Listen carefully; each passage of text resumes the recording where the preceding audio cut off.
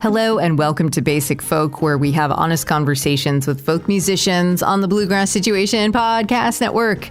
I'm Cindy House and I am the host of this podcast. Thanks for checking out the show today.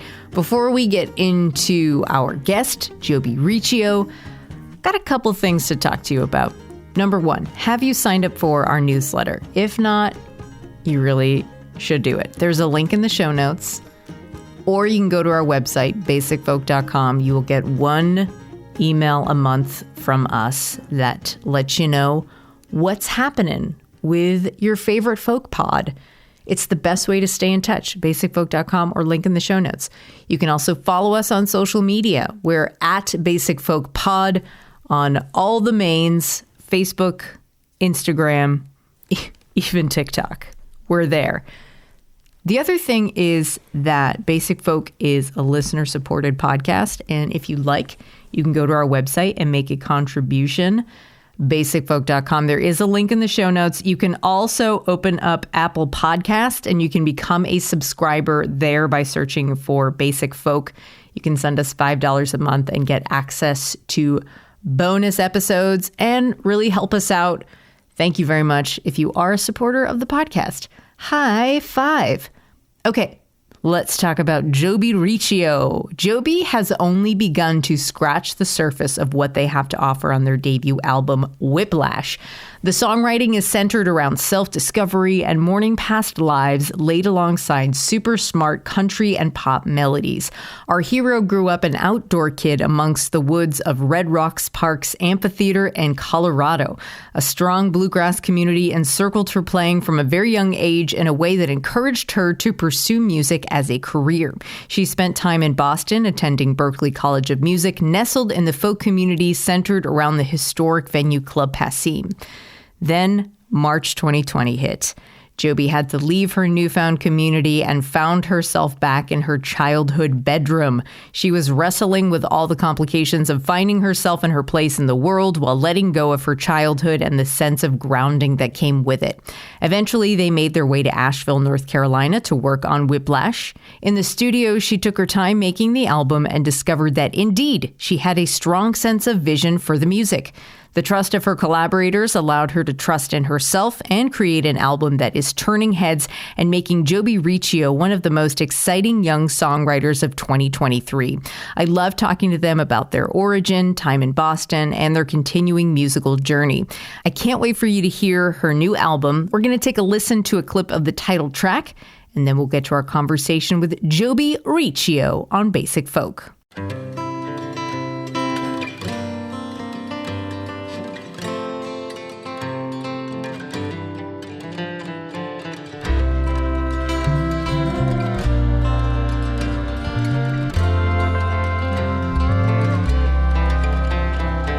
I've been trying to swallow the sun.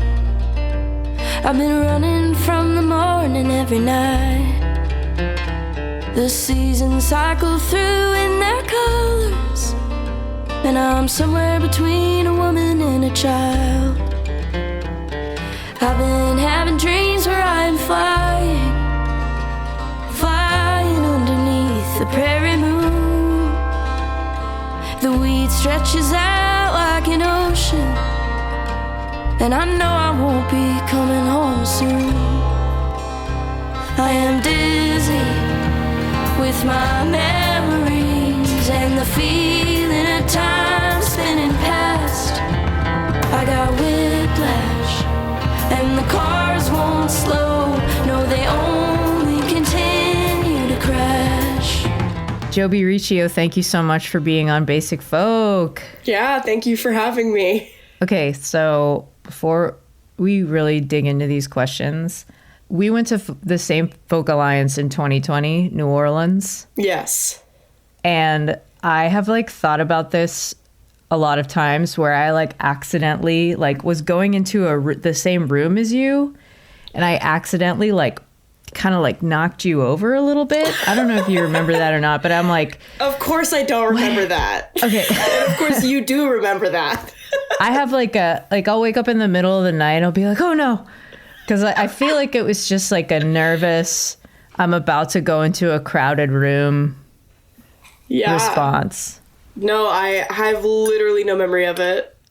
Okay, good, because it was like a light hip check. It was like a folky hip check. I think that is, you're right, you know? Like, it's Folk Alliance, it's late, you're like, everybody's just, we're just doing our best at Folk Alliance, let's be honest. It's a bit of an overwhelming experience. That was my first one, and I didn't even know what I was doing there, really.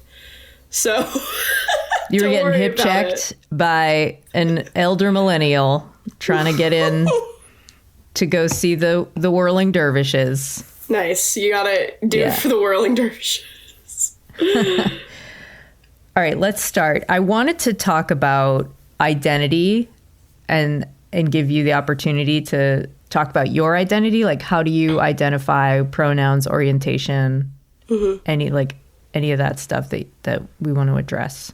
Yeah. I use she, they pronouns. I identify as queer. And identity has been something that feels like it's been important and very complicated for me. And it feels like something that I have spoken about and made a part of my career. And now I'm kind of feeling like a little bit has become too much of a focus in my career, actually. It's funny because I was listening to the Folk Debate, your other like the podcast that I can't remember the other. It's an occasional crossover series with Why We Write.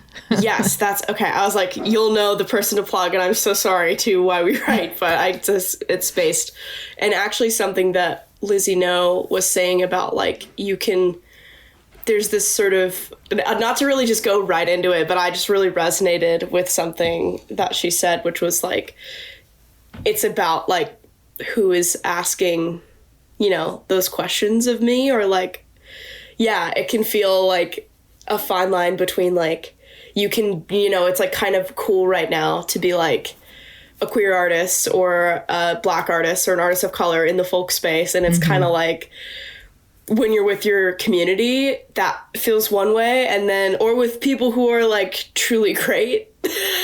And then when you're with people who it's like, they just seem like they need to check that, they need to check that box. It's so obvious and it's so painful, and it feels like a betrayal of yourself. And she put it a lot more eloquently than all that. But like, that's the way, like if we're like really going down the discussion of identity, like it's important to me that that I am open with my identity, but I also feel like there have been times where it's been so hyper focused on in a way that it's like, did you even listen to any of my songs? Or did you, you know what I mean? Like, not, I didn't. Just kidding. I did. I didn't. So no, I know. Not me. But anyways, I know that was like maybe less of a like, let's get into this topic question, but I just have this, I was just thinking of that because I listened to that 2 nights ago and was like, awesome. Maybe I give a shout out to the other podcast too. Cool. Or the special, rather. I really enjoyed that answer. Like, you just kind of have to, like, doing these interviews, sometimes I feel like I'm going to ask, I think that the interview is going to go one way, or like a question is going to go one way and it goes a complete opposite way. And like, just got to enjoy the ride. Yeah, definitely.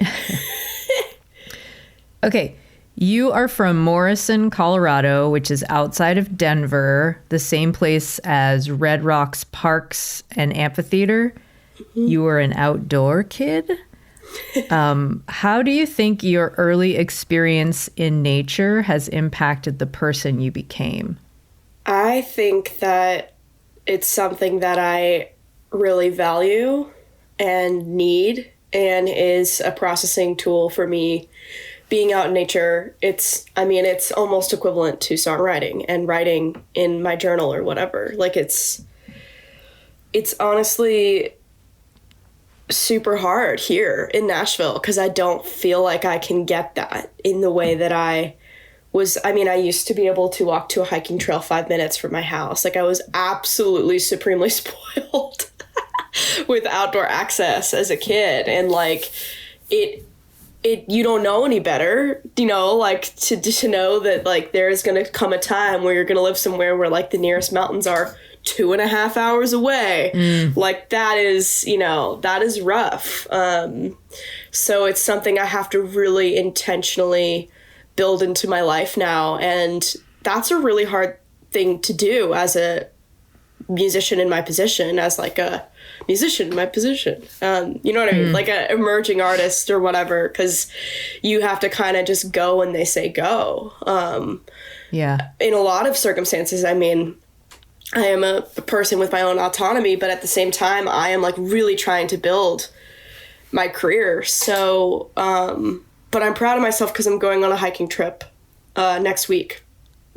Awesome. So that'll be a nice way to kind of process some stuff that has been, all the stuff that's been happening the last few months. Because it's been a lot. And I have like been gone and touring and doing stuff. So I think that nature heavily informs me as a person. Like musically, I feel like it shows up in my lyrics, images from home, like, talking about coyotes and cactus and et cetera, et cetera. But I feel like it's so intrinsic to who I am as a person. So nature ruined you. For real. The nature ruined me. Colorado ruined me. There has always been this strong draw to music for you, country radio, your parents' and sisters' collection of music, and also making music on your own. So can you set the scene for what music looked like in your house, and like when did you get a grasp on your own taste in music? Yeah, my parents definitely, we had like a home stereo and a big collection of CDs, and I spent a lot of time like just sort of putzing around my house as a little kid, like opening cabinets and looking at things and opening the encyclopedia and reading it. Like, I don't know if anyone else, like, this is like, feels like a really intrinsic part of my childhood, was just like looking at things. Like, I don't know. And so like the CD collection in the like big wicker basket was definitely like a huge one for me. Like they felt like little gifts. Like I could open up the CD and then there was this extra thing I could pull out, and there were liner notes and lyrics, and I could read along. And like that was really big for me because I was always really interested in lyrics. And my dad's a huge Bruce Springsteen fan, and we love The Boss, and sometimes we can't understand The Boss. So like and like his lyrics are wonderful too. So I like really feel like that was pretty formative to me, just like looking through my parents' CDs and my sister's CDs as well. My oldest sister had like a clear hot pink, very early 2000s lockbox thing that she kept her CDs in. And yeah, I remember like going into her room and stealing CDs out of her room very vividly. Like The Killers, Coldplay, A Rush of Blood to the Head was a big one for me. Sheryl Crow, Tuesday Night Music Club. Those were all from my Yellow Card, Ocean Avenue. Like those were the CDs for my sisters. And then like Emmylou Harris, Bruce Springsteen, Linda Ronstadt, the Eagles, James Taylor, all those people, kind of those classic songwriter folks from my parents from that 60s, 70s era. There is a strong bluegrass community where you're from. You found it at an early age from playing mandolin when you were like 8 or 9 years old. And since then, you've sought out musical community. So what did you learn from the first musical community, your first musical community, that informs the type of musician you want to be and the type of community you want to be in? The bluegrass community was a big part of feeling supported for me in music. I really I was always a kid who sang and was like the girl with a good voice in like my elementary school class or whatever. But like I didn't see myself as a musician until I really started like playing mandolin. And I had a teacher and he was super supportive and was like, you're really great at instruments too. Like it's not just like you're some sort of kid who can sing well. Like I feel like the bluegrass community in my hometown really like took me seriously, as even though I was like a little kid running around at Rocky Grass. And by a little kid, I mean 16. Like, I didn't go until I was a teenager when I went to my first bluegrass festival. But, like, I would be able to go and sit and jam with adults and, be taken seriously and not just be like, oh, yeah, that's great. Like, you can sit in the circle for one song and then and, like, professional musicians and musicians I really looked up to, who, offering their support to me was immeasurable to my own self-confidence at that age. I mean, you're so insecure at like 15, 16. And the first year I ever went to Rocky Grass, which was like the Colorado Bluegrass Festival, that I sort of became like my home festival. I didn't even go out and play with anyone. I just sat in my camper with my mom because I was so scared and so nervous and like having trouble with confidence. And then the next year I was out like playing every night till like 2, 3 a.m. That's a huge shift. Yeah. So I feel like community in music is, no musician is an island. Like, we're nothing without the musicians who came before us and those who've supported us. I mean, I sometimes look back on that time and wonder if I hadn't gotten that, like, nod in that jam from that, like, older kid who was, like, really good, who I thought was awesome, or, like, that artist who I worshipped, who told me I had a beautiful voice, or, like, I shared one of my songs with them and they were encouraging of me writing. Like, I don't know if I would have taken it this far, which is really like, yeah. And then I got to be in a really beautiful community space working at Club Passim in college too. And I feel like that also further helped bolster my confidence, especially playing solo, because as you know, as also somebody who worked there in a much different capacity, but and is familiar with the club, it's very much like a solo listening room, singer-songwriter space. And like, I play solo basically now on tour always because I can't afford to bring out a band right now. So I feel like I really garnered some valuable skills watching other people like Mark Orelli and Laurie McKenna play solo at Passim, and also having to do that myself and like learning how to speak about the songs I had written and like just not be painfully awkward. And doing that in the loving embrace of that room, which is like, it feels like you almost can't do anything wrong because people are so lovely there. Yeah. Which is, you can always say something wrong, but like, but it definitely feels like it was a really formative space for me to learn how to like be a solo performer and grow and be a real, quote unquote, real songwriter, like not just a teenager in my room writing songs.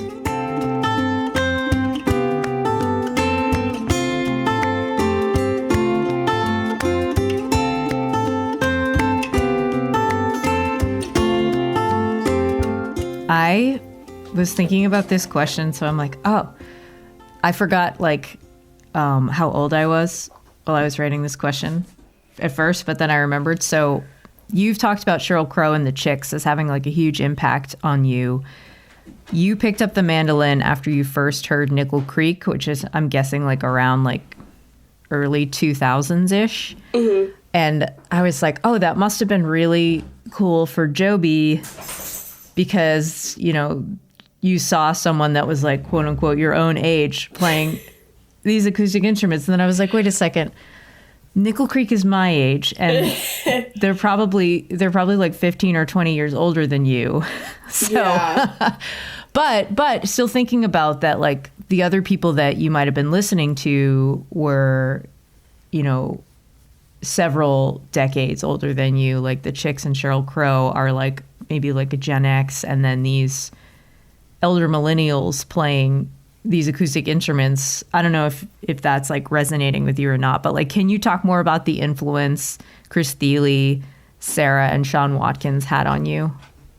So I first heard Nickel Creek on the radio, on KBCO, which is, like the AAA Hell yeah. station. That's a huge station. That's where AAA was born. Where AAA was born, famously. Yes. Yes.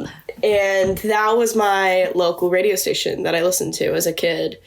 And they would play Smoothie Song by Nickel Creek. And this was around the same time that I heard the Home album by the Chicks. And, like, I was listening to top 40 country music and also hearing mandolin here and there. And, like, it's so strange because I don't play the mandolin anymore. Like, it's just something I'm not interested in now. So it feels like I'm really, like it makes me almost kind of sad to think of how, you know, like, this was such a big part of my life. And then I mean, I really pivoted, and it's like, you'll never say never. But I mean, I started playing mandolin actually when I was 15. I wanted to play mandolin when I was about 8 or 9 years old, because that was when like we got Why Should the Fire Die on CD as a family. And that's when I started opening up the CD and reading the booklet and listening to, like, these songs that were like, that album is so cool because it's like, there's a little bit, oh man, I hope that this never, I mean, maybe they know, but I feel like it almost has sort of like a pop punk thing to some of the songs, like Somebody More Like You, like that was so of the time, and I loved it. Like, I couldn't get enough of that. And then also just being, like, introduced to this new palette of instruments that I really hadn't heard played in this way. Like, I was familiar with bluegrass to some extent, but it felt like bluegrass for me and my, like, angsty little 12-year-old self, and, like, you know, everybody's angsty selves at any age, like, yeah, or, like, just, like, I don't know, like, there was something so, like, that just, like, struck such a chord in me, because I listened to a lot of, I mean, like, it was, I'm thinking back to, like, 2007, 2008 right now, like, it was very, people, I mean, Dashboard Confessional was everywhere, people, like, I mean, not to say that they're, like, but I don't know, they kind of dabbled with, like, playing, you know, songs in the rock sphere, like, with all the Strokes stuff, and then the indie rock. The first song I heard by them was that Pavement cover. Right, yeah, and Pavement's super, like, emo, like, yeah, right, Spit on a Stranger, right? Yeah, yep, that's it. That's like, I loved that first album too. So I mean, they were all, like, older than me, but I didn't really know that either, because, like, they're pretty young on the CD case. Mm-hmm. And, like, I was like, oh, they're probably, like, my older sister's age, who is, like, now 28, and, like, you know, they're not that, you know, they're not, like, that close in age to me, like, but going back to what you're saying, like, I did feel like a kindredness that a lot of, I feel like, roots artists talk about, like, hearing them and the Chicks of being like, oh, this is cool, like, this is, like, of the moment. They're incorporating sounds that we like from other genres, which is really what I think I'm trying to get at with the whole, like, pop punk thing, though I know that can be kind of a dirty word, like pop country, but I don't think it should be. I don't think any genre word should be. But, like, yeah, I feel like I still had that, even though they were kind of like the cool older cousins or something. Yeah. And I definitely had, like, a 3-month period where I was like, I'm in love with Chris Thile. I'm going to marry him. And that was a little, you know, that was short-lived, but it was, you know, it was strong. He really, his, like, high, angelic voice really spoke to my prepubescent soul. So. That's so sweet. You're like, I don't know Thank what you to for say sharing. That about No, that. it turns out it was Sarah Watkins the whole time. Right. Yeah. Hiding in plain sight. Yeah. Your bluegrass wife. Mm-hmm. You took some lessons growing up, but it seems like arts and music were not things that were prioritized or taught in the schools that you attended. So what did your learning process look like, and how do you think that has affected your musicality? Yeah. I went to a great elementary school. It was a public school, Red Rocks Elementary, and I feel that just being creative was really actively encouraged. We had a music program, and we had it wasn't some like world class, you know, thing. I feel like it was perfect for what elementary schoolers need, which is just like light encouragement and like to be, you know, put a guitar in their hands. Like they don't, you know, I think sometimes creativity and their children and their ego can get really complicated, and it can feel like my kid has to practice the violin for 18 hours a day. And it's like, I think just being playful about creativity as a young kid is really important. And I feel like I was really able to do that. I had a really wonderful art teacher in elementary school, Miss Wolf, shout out. And I was one of those kids who would go eat lunch in the art room. Not surprising. And yeah, and like draw, and she'd put on like Totoro or whatever, like some sort of interesting artistic movie I'd never, you know, like I had no exposure to, like, and I just thought she was so cool. And like, I feel like that was sort of the gateway to being like, you can be a person with interests and like live this beautiful creative life. Like, even if it wasn't directly about music, like just having that like fire for creativity and like passion for life, I feel like was such an important thing for me as a young kid, and like what kept me going back into the CD collection and drawing when I got home from school, and just like keeping that channel open and like not in a way that felt like I have to do this because, you know, mom said I have to do this many scales on the piano or whatever, like, or I have to draw every day, or, you know, like just because I was a kid and I was experimenting with things that I liked. And then it got harder the older I got, because I had sort of a weird experience where like I went to a public middle school and didn't do like orchestra or band for 1 year, because I did like orchestra, quote unquote, in elementary school for 1 year, and like it just wasn't really like, I don't know, like the program wasn't great, really. What were you playing? I was playing violin. And I can't play violin. Like, I can't play fiddle. It didn't stick for me, so then I didn't end up doing it in 7th grade when I went to middle school. And then in 8th grade, I ended up going to like an arts magnet school for theater, which was another like little interest that I had. And really it was like, I was interested in performing. I don't think I was ever that interested in theater, actually. Like, I think I just liked to perform and be on stage and sing and like try to be funny. Like, that was sort of, so that program ended up being way too intense. And then I ended up going to Catholic school and transferring halfway Not through. intense at all. Not intense at all. Yeah. Just like something to be like a little bit more chill.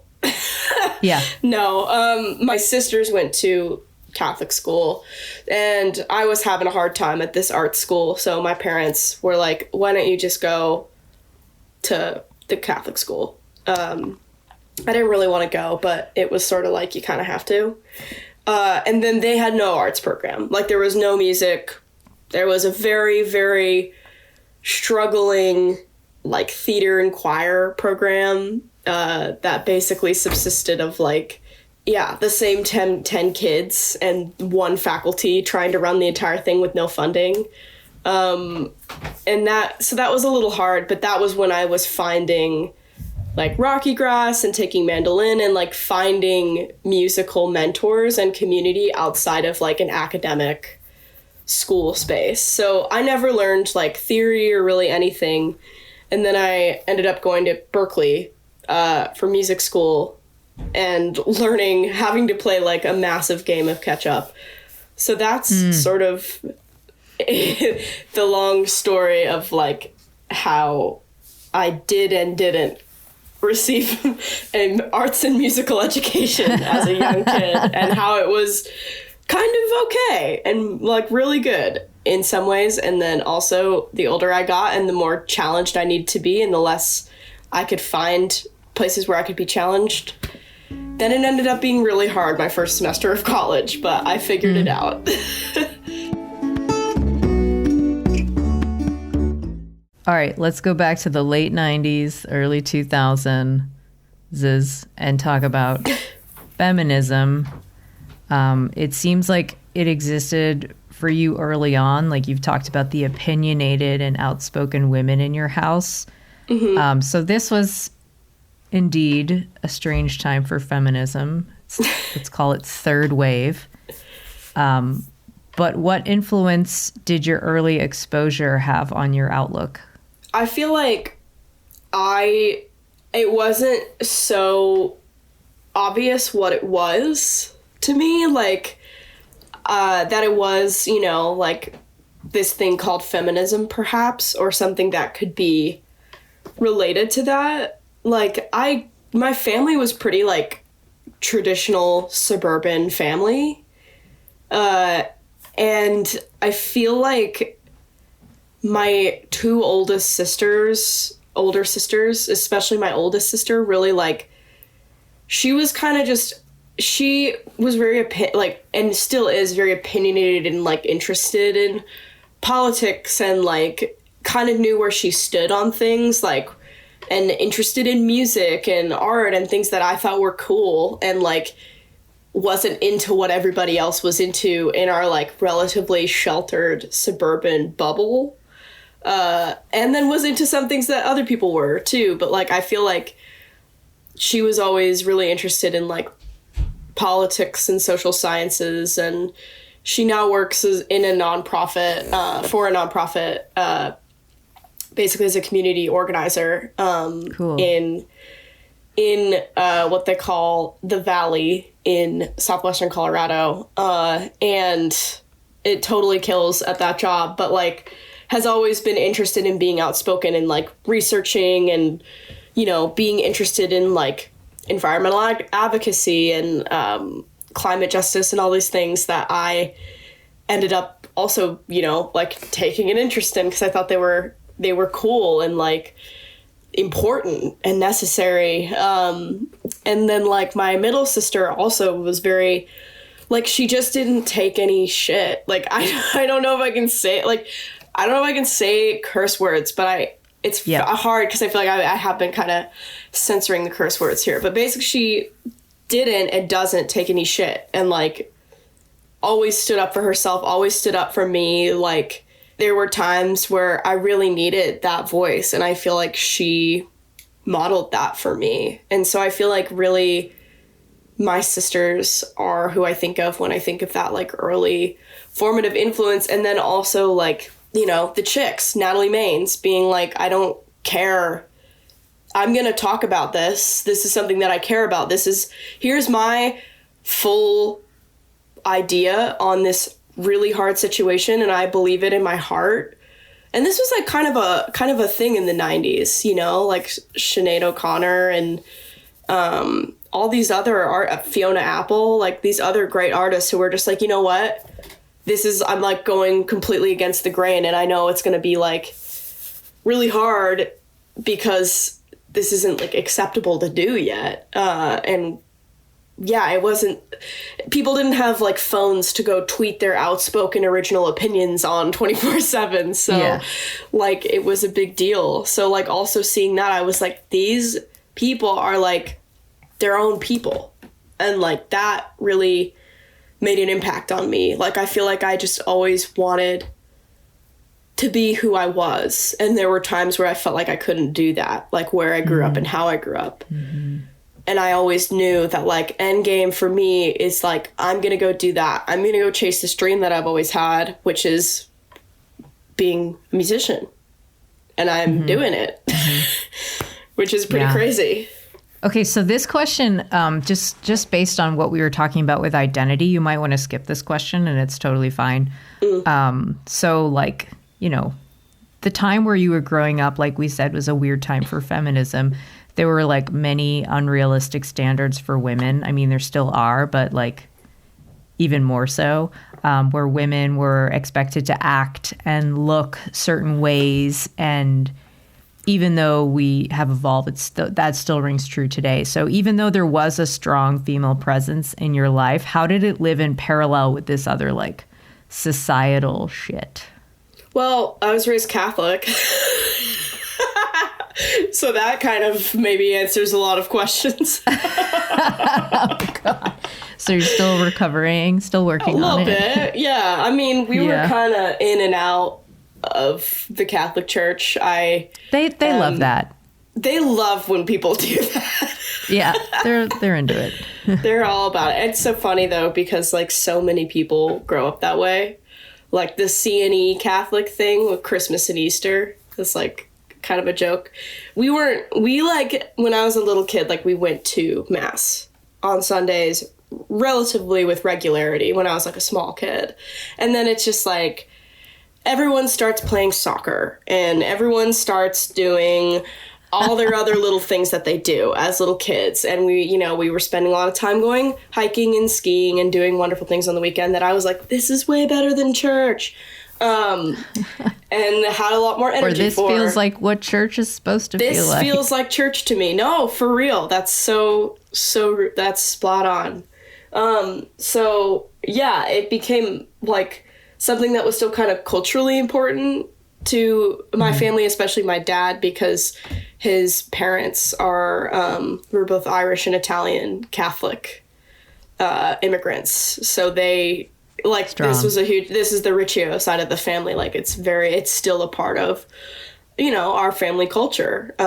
Even though like some of us are no longer Catholic.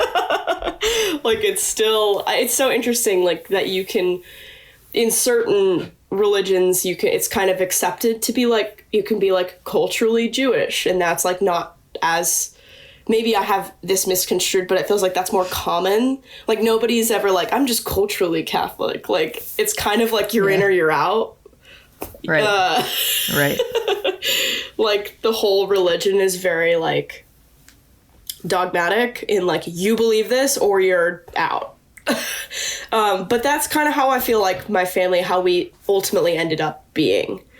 And I kind of like, I was dealing with my own like experience, like just knowing from a young age that like I wasn't straight, and that like I just wasn't, I just like, I felt like I wasn't quote unquote normal, because that was what was taught to me as normal, which was to be straight. And like I just knew that I wasn't, and I like internalized a lot of negative stuff, not just from church though, just like the other people I grew up around were hearing things from their parents who were probably conservative Christians, and like using gay as a negative thing, like in a as a little kid, and it's like you don't know what you're saying, and and just the hush hush around the idea that gay, queer people, like anybody who wasn't straight, existed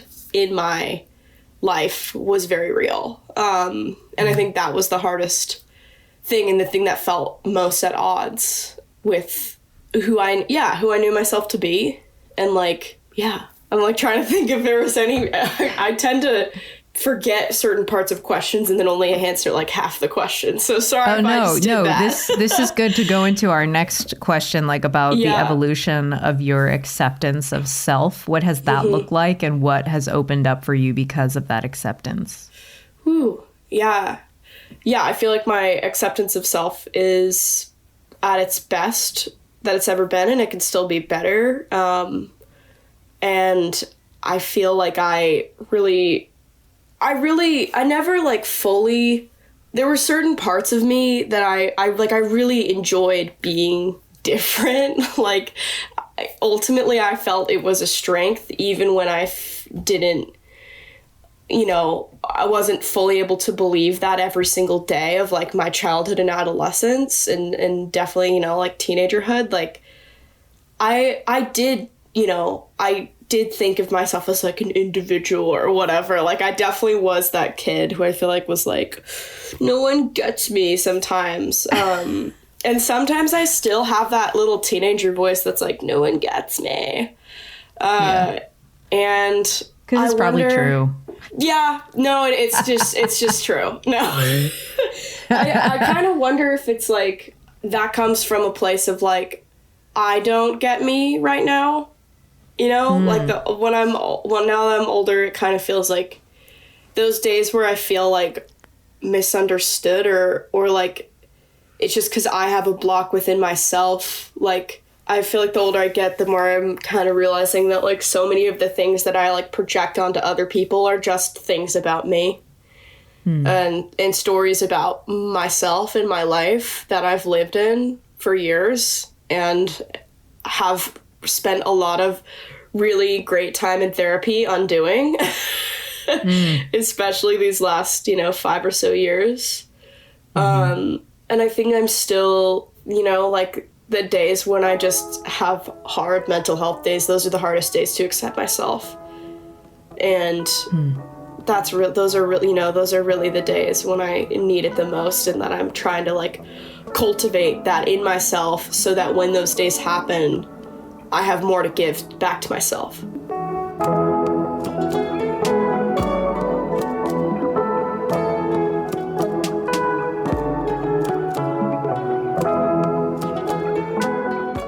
Okay, in your songwriting, you include very specific, vulnerable, honest details in your songs. And you said, I've learned to push myself to be vulnerable and honest, even when it's scary, because it's the real key to real connection and is where the true beauty in life lies, which, right on, hell yeah.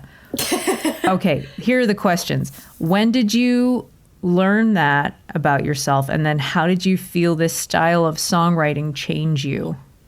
I think that I've always liked vulnerability from a young age and sensitivity. I was definitely called a sensitive child my entire upbringing, which wasn't always a good thing for me to hear, I don't think, because sometimes it felt kind of negative. But I have always been attracted to vulnerability in art. I mean, I think that my favorite artists, I feel, and maybe this is bad, but I really do feel like I know them. Like, I really have this kind of insane parasocial relationship with the artists I think that are, who have been the most inspiring to me. And sometimes I feel like that's okay. Like, I don't have any big aspirations that I'm going to meet Joni Mitchell someday. And I'm honestly really fine with that, because I think it's like what her art has meant to me and what it has done for me is maybe more important. And the depth of vulnerability and the specificity of like her writing has always touched me, and it feels like has made me feel less alone, and it makes me feel like a kindred spiritness with that person. And I feel this way about, artists in other mediums too, like Georgia O'Keeffe or Joan Didion. Like, I really have always felt this like and like that has carried me through some horrible, horrible times of isolation. Like feeling like, maybe I have literally nothing in common with these women. Like, I probably have less in common with them than I maybe have idealized. And that's okay, because I think that like beautiful sacred space of connection through the vulnerability that I've felt in their art is like the thing that has allowed me to create and write songs and kept me inspired. So like, why try to overanalyze or taint that, I guess. And this is also something that like from therapy, another shout out, I have come to incorporate into my life, which is just being bold and honest and vulnerable in my communication with the people I love in my life. And that is the team that I am on now. And once you kind of go on that team, you kind of can't go back. Right. After, the houses that we all grow up in, which are like, don't complain, don't explain, don't tell anyone how you feel. It's probably going to be bad. Which I feel like is a very classically American cultural, thing. Catholic. That we grow up Catholic. Yes, absolutely. Like, just go along with it. Everyone's okay. There's always somebody who's like the peacemaker.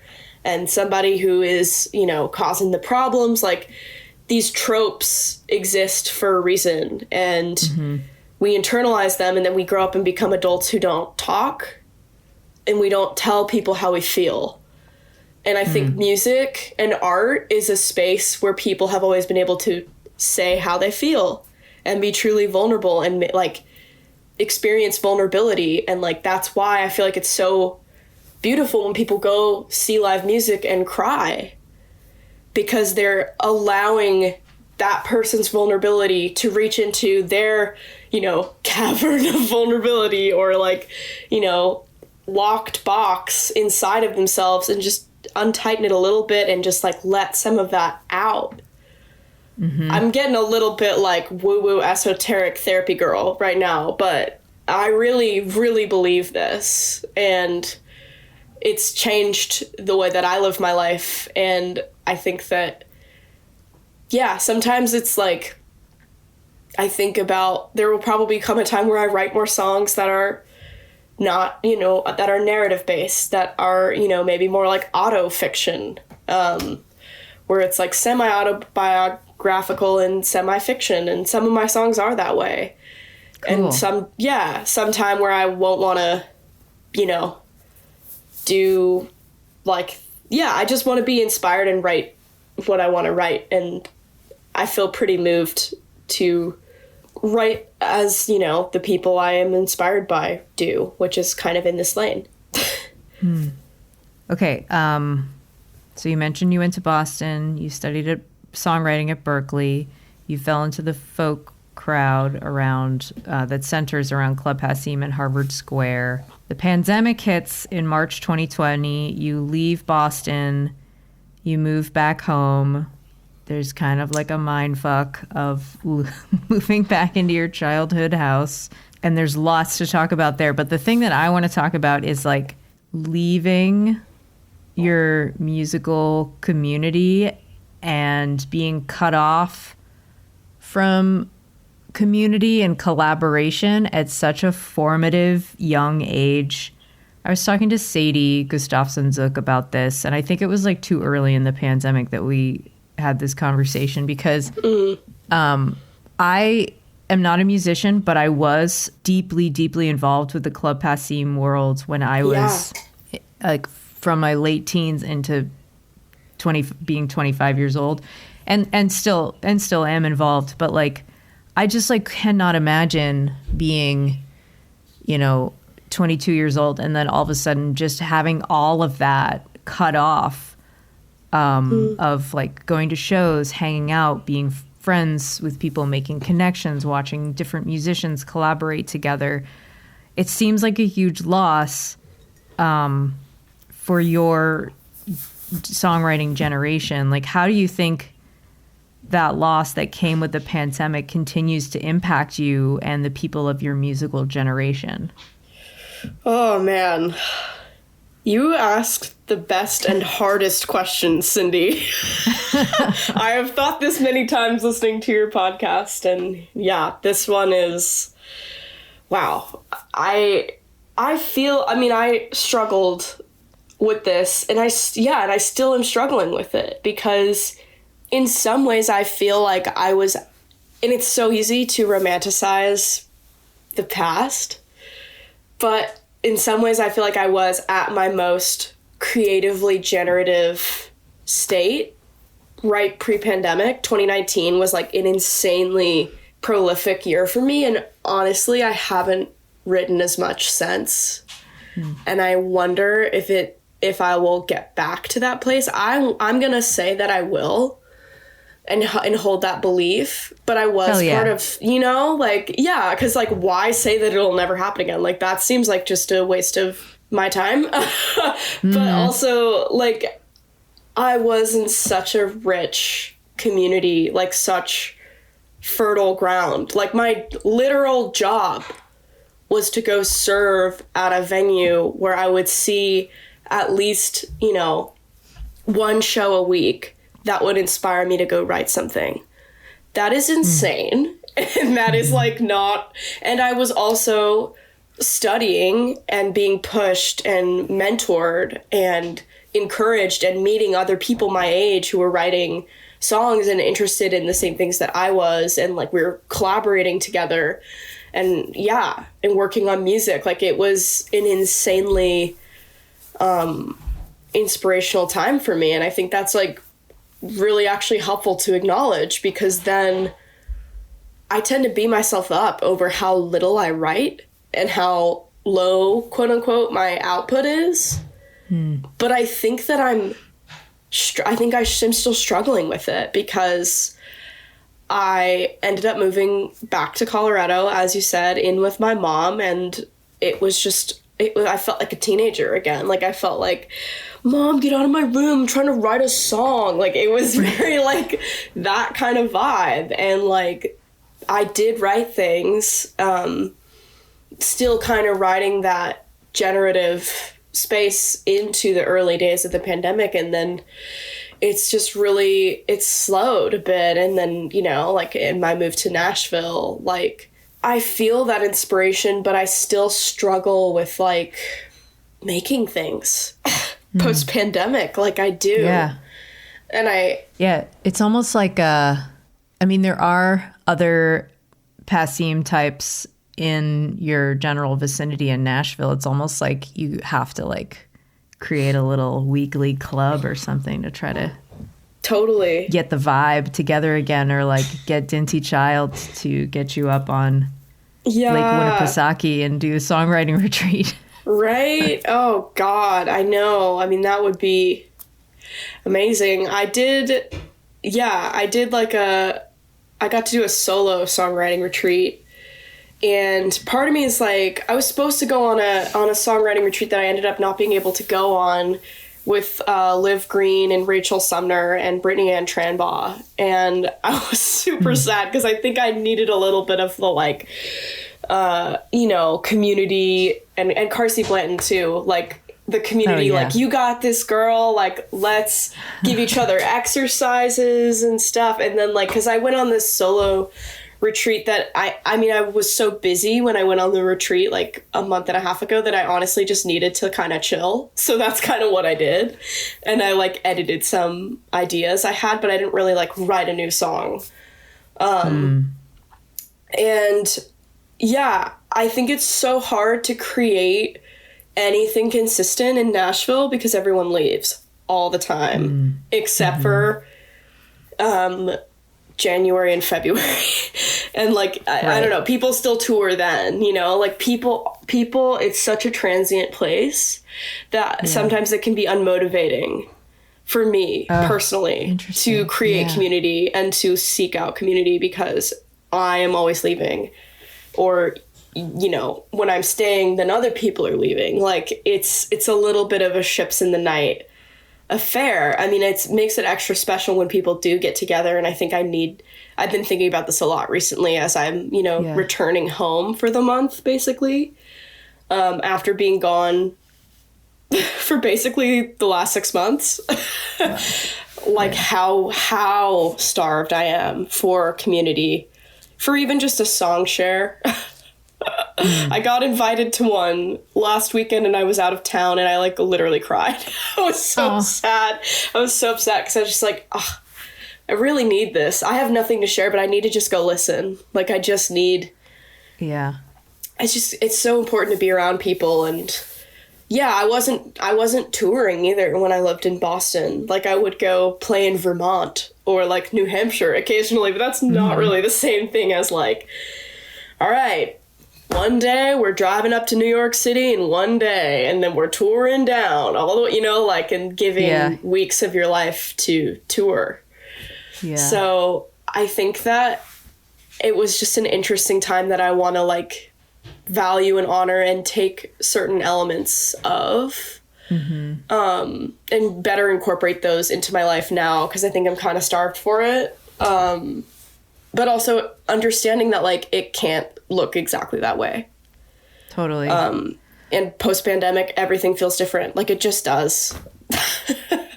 And it's hard to put your finger on it. That resonates with me so hard, because I left Boston when I was 25 and I moved to Pittsburgh, and I'm still like trying to get, you know, I had really great community here in Pittsburgh for a long time, but then, you know, music is like people's like hobby, you know, and then they get married and they have kids or they move to different cities, and I'm just like dying to get back to New England.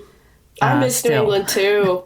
I go tour there all the time because I like want to see people. I mean, not even necessarily like, and it's so funny too, because it's like, even just to see people who used to come to my shows at Passim around New England is like so sweet, and it means so much to me to see those people who have supported me since those days when I was in college, since I put out my first EP. Like, even if I don't get to see, you know, like my buds in music up there, like it's still just as valuable to go see those people who have like cheered for me for a long time, you know, like been in their like kind of reserved New England way. Right. Like, so yeah, just so everybody's supportive. got their public radio tote bag. For real, everyone's They've just gone NPR, to the co-op and and they're like clapping gently, but then they'll go buy a CD, a hat, a T-shirt, and like take videos and post them. And it's like, oh my god, like I love it. Yeah. Let's talk about this new record, Whiplash. You made this album with producer Gar Raglan at his studio in Asheville, North Carolina. It was during lockdown and you were able to take your time.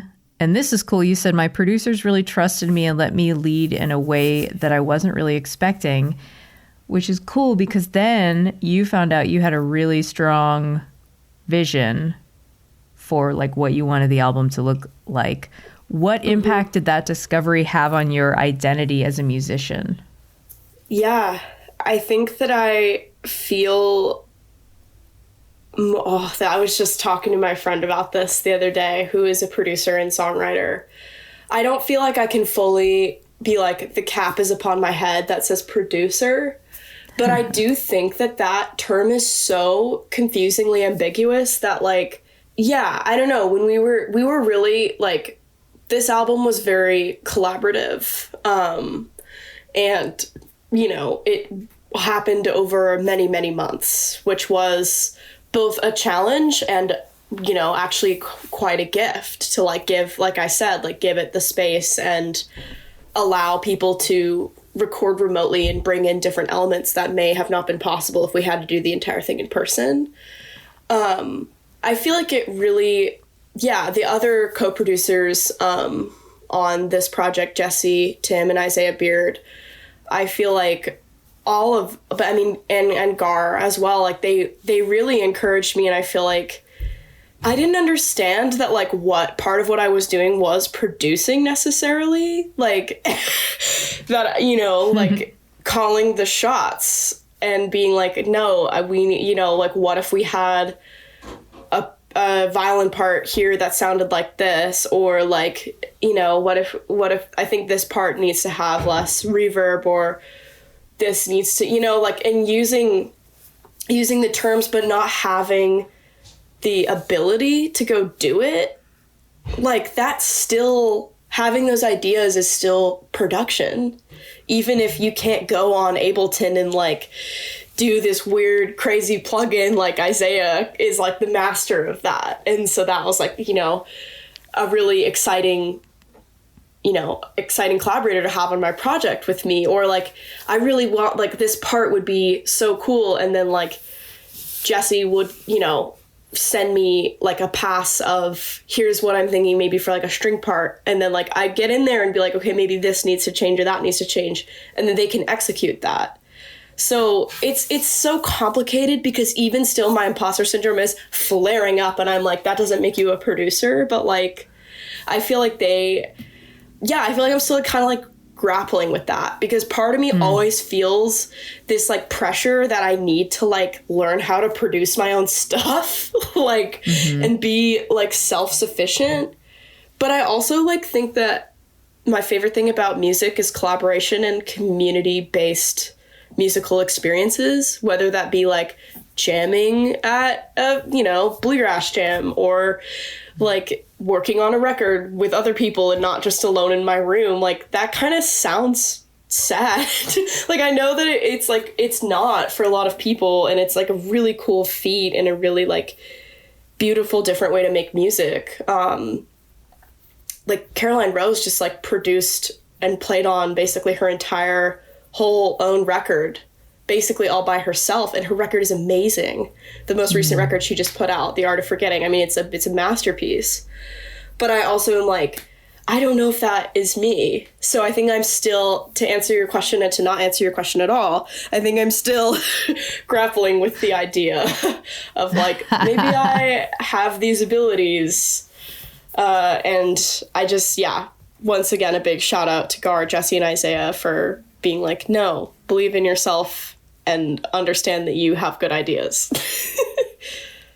Of these songs, I found this quote where you said, it's painful to change and move and grieve the loss of your childhood and the place you called home, but it's also an intrinsic part of being alive and growing up and becoming the person you're meant to be. What does growth and change look like for you now? Like, are you the person you're meant to be? Damn. Question. Another hard question. I mean, I don't think anybody is, like wakes up and is the person they're meant to be one day. Every day, I feel like you have to meet yourself every day and understand where you're at with certain things that look different one day and feel different another. And do you do something where you like check in with yourself, like a daily practice where you kind of check it out? Where you check it out? I could do a more focused one. It's something I feel like exists in my internal world and internal space of like understanding that like sometimes I am just spinning out, like I'm thinking, we're always thinking all these millions of thoughts all the time, and then feeling like potentially horrible because of the thoughts that we're thinking, and like not understanding that we're carrying that around all the time. So I feel like sometimes it's journaling or going on a walk, or I don't have like a formal check-in process, even though that is such a valuable thing. And that is a thing that they have you do in all kinds of therapeutic spaces because it's therapeutic. Like, and it's important to stay in touch with the internal world. And like, sometimes, I don't know, sometimes reading is like a really good way for me to just get my body to just like chill out and enter more of and my mind to enter more of like a meditative space.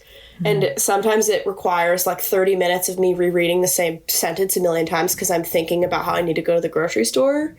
But then eventually like clicking into that like more relaxed, like less stressed out, my nervous system is like chilling out space that I feel like reading actually has that effect, because you're looking left to right and you're doing sort of this like almost hypnotic motion. And I feel like that kind of, even though I'm not like, intentionally checking in with how I feel physically, mentally, spiritually, any of that, I am like dropping into a more internal space and creating peace for myself, which is pretty good too. Even if I'm not like totally, going in with a microscope and checking out what's going on in there, or probe. Ew, not probe. you know what I mean? I'm very, I've gotten really woo-woo. I don't know. No, I like everything you're saying. I really believe it, even though it's all a bit out there. No, it's totally cool. The universe is inside of us. There we go. We just need galaxies. Yeah, totally. Like if you look at pictures of like NASA space pictures, it looks like the inside of a human body.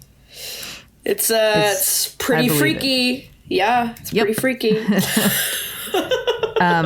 To me, I feel like a centerpiece of the album is the song Sweet. It's about taking up space and being yourself. And you said the song nods to my queerness in the first few lines, which was a huge step for me when I wrote it. Yeah. What's been your evolution of taking up space? Ooh, yeah, that's a hard question because of, also some of the things we were talking about in the very beginning.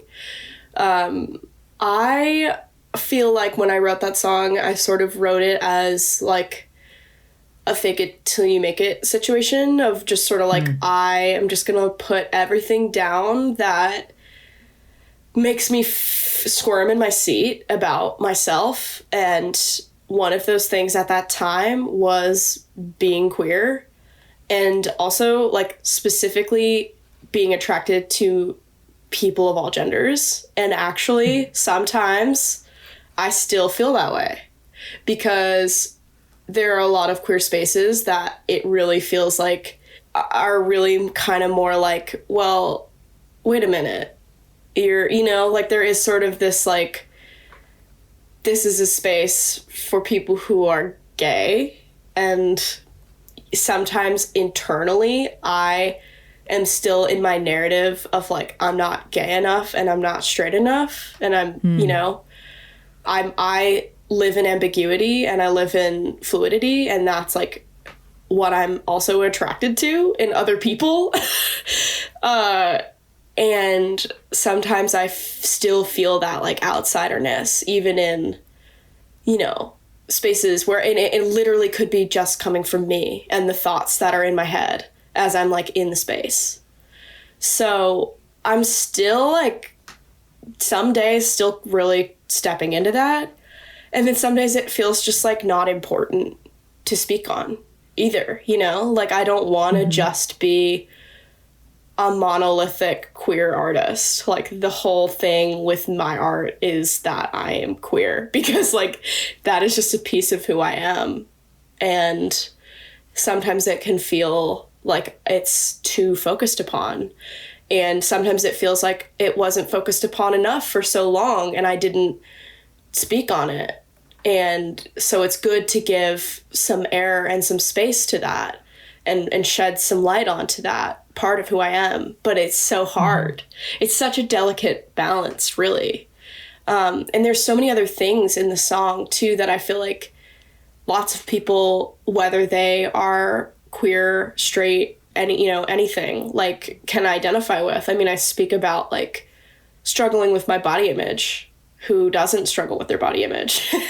Like in the second verse of the song, I speak about that. I speak about a lot of different things.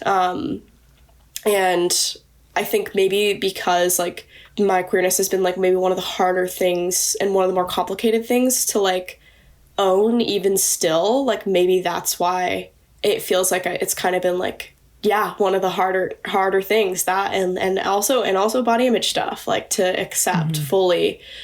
But and just like to step into being like, this song is kind of like a I don't give a fuck song. And like, I used to kind of have to like put that on. And now I kind of feel like, I don't know. I just, when I sing that song for live audiences, I just think of everybody out there who's felt like they need to shrink themselves and how much of a waste of time and life that is for everybody. And and I just try to stand in that and play that song for those people and for myself and the times that I felt like that. Damn. That's awesome. Damn. Wild about this album, Whiplash, is that you wrote them when you were like a teenager and like in your early 20s, and you are already like working on a new album. And I'm just like thinking, I'm sympathetically thinking of you in like doing interviews like this or like going out and playing all the songs from Whiplash, and it's not that it's not that you're like over these songs, but like you're probably ready to like move on at this point. So you are already working on a new album. So what lessons from Whiplash are you taking into this new one? I feel like lessons of like trusting myself is really big. Like what we were speaking about earlier. Intuition. Yeah, trusting my intuition and trusting my ears too, because like ultimately I know the music better than anyone, and I know there's actually things that I hear that I'm not realizing I'm hearing until we get into that, studio space. And I feel like, yeah, trusting my intuition is like a huge thing, and also trusting that like the reception to this album has been positive, and a lot of what has been highlighted about it is the lyrics and the diversity of sound in it. And those are two things that I really have always prided myself on, and also been a little bit worried that like, okay, maybe this song is too different than the last one in terms of like themes, and also just like this song is jazzy and this song is country. Like maybe I'm trying to go for something that's too big. But also I feel like artists nowadays are able to do this thing that they've always wanted to do, which is just make the music they want to make regardless of genre, because we're not existing in a space of like record labels needing you to be in one genre so that they can sell it to the radio and so that they know which shelf to put it on in the record store. Like it's not, we have terms like Americana, we have terms like, we have Spotify playlists that are like coffee shop morning. Like what genre is coffee shop morning? It doesn't matter. And people are able to curate their music more, and artists are able to make whatever music they want. I got to see Lucinda Williams 2 nights ago, which was amazing. And it was so crazy. And she was talking about how her record label, or several record labels who had passed on her, it was because she was melding different genres together, because she was a little bit blues, a little bit country, and a little bit rock and roll. And that's what makes her Lucinda Williams, like all those beautiful elements together. So I was sitting with my friend Max, and we both kind of looked at each other because we had just had this conversation about like genre and feeling constrained by that. And like, it's like, oh my gosh, here's this legendary musician on stage at the Ryman, like saying like, those are the things that I love, and those are the things that make me me, and those were the things that had me be rejected by record labels. And actually, I think my record label, Yap Rock, was attracted to this record because there's other stuff going on than just a straightforward folk album or just a straightforward country album. Yeah. And I think they really like they're into that stuff. They're into kind of funkier stuff, and you can see it in their roster too. Yeah. I'm really excited about songwriters of your generation and your Gen Z in general. I think like acceptance and fluidity are so positive, and with that comes evolution and progress. I wish I were Gen Z. Yeah. It's such a burden being born in the early 80s. No one gets us. No one gets us. Yeah. No one gets any generation, I swear. I just saw an article that was like the way that OK Boomer can like damage the psychology of blah blah blah. And I was like, what the hell is this? Gosh. Like, you can let's Google all anything. Take a breath and calm down a little bit. It just kind of cracked me up. I was like, man, every generation is like, oh, so misunderstood, and doesn't, nobody wants to really own their, I don't know, because every generation ends up being the embarrassing generation at some point. Looking forward to when that happens for Gen Z. I know it's about 5 to 10 years from now. I can feel it already. All right, Jobi. And you'll just be chilling. Oh yeah, I'll be on top of the world. Yeah. Looking down, laughing. Exactly. Are you ready to do the lightning round? I'm ready. All right, Jobi Riccio. What is one song you wish you had written? Amelia by Joni Mitchell. Destroy me lightning forever. round over. That was great. Okay, wait. I have more. Okay. Ooh, great freaking question. Probably gotta say a Columbine because that's the state flower of Colorado. Oh, yeah.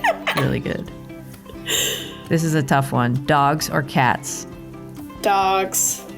But I like cats. I'm like, if it was like an astrological thing, I would be like a dog sun and then like a cat moon.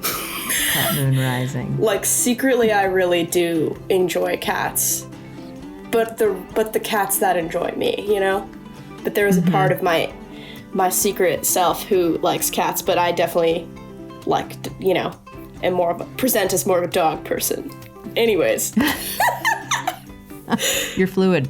Yeah. About dogs and cats. Guys. Yeah. So Gen Z. Okay. Gen Z. What is your karaoke song? You're No Good by Linda great. Ronstadt. Who is your favorite chick?